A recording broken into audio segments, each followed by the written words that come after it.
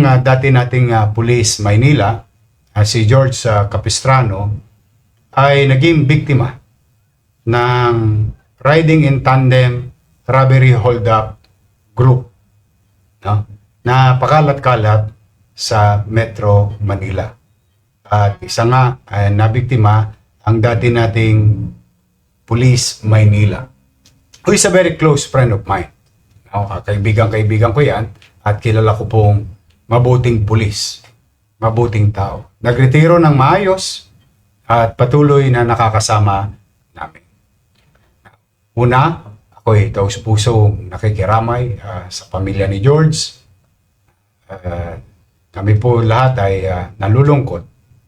But then again, we have to move on with our lives and to bring justice to George Capistrano and his family and to the other victims of riding in tandem robbery hold-up. And before we continue, sa mga hindi pa nakakalam, we'll play the video of the incident happened in the other night. Can you, ito po, no? Si George po ay pauwi na. Halos mag-alas 12 ng gabi,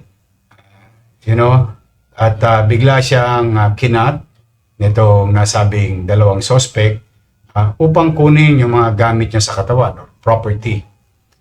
Along the way, instinct ng isang pulis, kapag natutukan ng baril, ay siyempre, idedepensa niya ang kanyang sarili.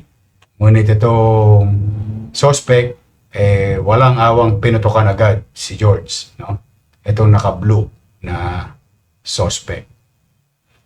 So, now, as you can see, dalawa po yung suspect. Sige, tama mo na. Pasintabi na lamang po sa mga para lang kayo magkaroon ng idea kung hindi nyo pa po nakita sa mga balita, news outlet, or even social media. Now, as we speak right now, ang Manila Police District ay ginagawa po ang follow-up operation para itong dalawang suspect na ito ay mahuli at makapagbigay ng hustisya kay George at sa iba pang mga naging biktima nila, whether sa Maynila o sa Metro Manila. At posible pa nila maging biktima sa mga darating na araw sa Maynila o sa Metro Manila o sa mang bahagi. Ito po ay grupo ng ilang kalalakihan na paligoy-ligoy sa Metro Manila. Hindi lamang po yan dalawa, sila po ay grupo. Iba't ibang tropa-tropa, kaibigan, pero ang hanap buhay ay mamerwisyo ng kapwa at bandang huli, pati buhay nakikitil. What a waste. Wala po akong mapiling salita sa karumal-dumal na pag-uugali nitong mga suspect. Now, so tuloy-tuloy po ang pag-iimbestiga, follow-up operation ng ating Manila Police District. Now, show them the pictures of the driver. Yung picture, yung kanina, pinarag. Okay. Mga kababayan, o sino man, o baka nanonood ka ngayon, tinatawagan ko ng pansin ang pamilya, asawa o nanay o tatay nitong driver ng motor. Yan dalawang suspect, no? Yan pang nakamaong, nakasakay sa motor, tinatawag ko ang iyong atensyon at ang kanyang pamilya. Ang inyong lingkod ay nag-aalok sa iyo. Kung nanonood man ang asawa mo, inaalok ko to sa asawa mo. O sa nanay, tatay mo. O kahit sa'yo. Ang inyong lingkod po ay nag-aalok ng 500,000 pesos for you if you surrender. And if you surrender, iaalok din namin sa iyo ang isang batas na maaaring makapagbigay ng proteksyon sa iyo under RA number 6981. O ito yung tinatawag na Witness Protection, Security and Benefit Act, o mas kilala nating WPP, Witness Protection Program.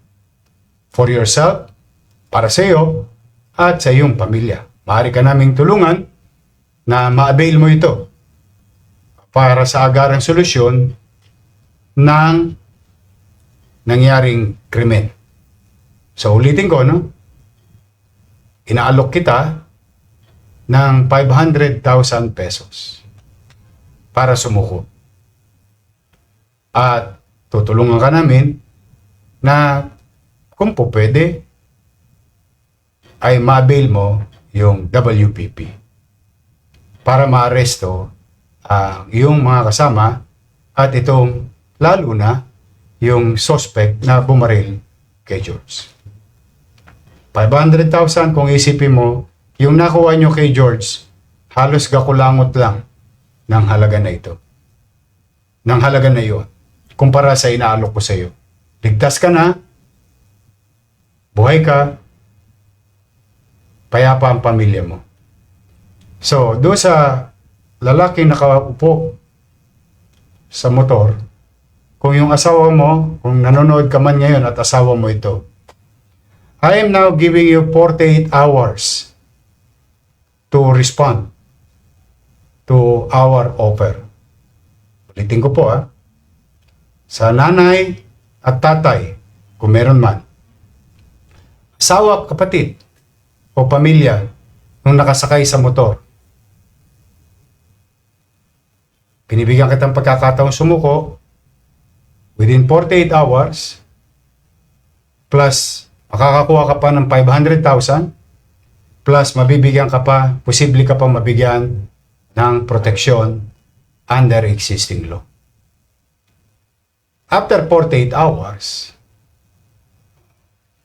wala na po tayong magagawa kundi yung normal na trabaho ng pulis. We will not stop.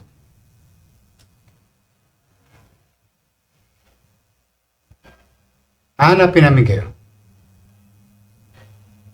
We'll make sure, as I have promised and committed to the people of Manila, kapag ginawa nyo sa Maynila, hahalugugin namin ang buong bansa. I hope the money o yung pera ninyong nakuha ay sapat para kayo'y magtago habang buhay. Pwede namin kayo mahuli bukas, maybe sa isang linggo, maybe sa isang buwan, maybe sa isang taon, maybe sa isang dekada. Doesn't matter to us. But we will make sure papapanagutin namin kayo sa mata ng batas. Kaya this is a one-time offer para sa iyo diyan sa driver ng motor. Or kung sino man sa grupo nyo. 500,000 and possible witness protection.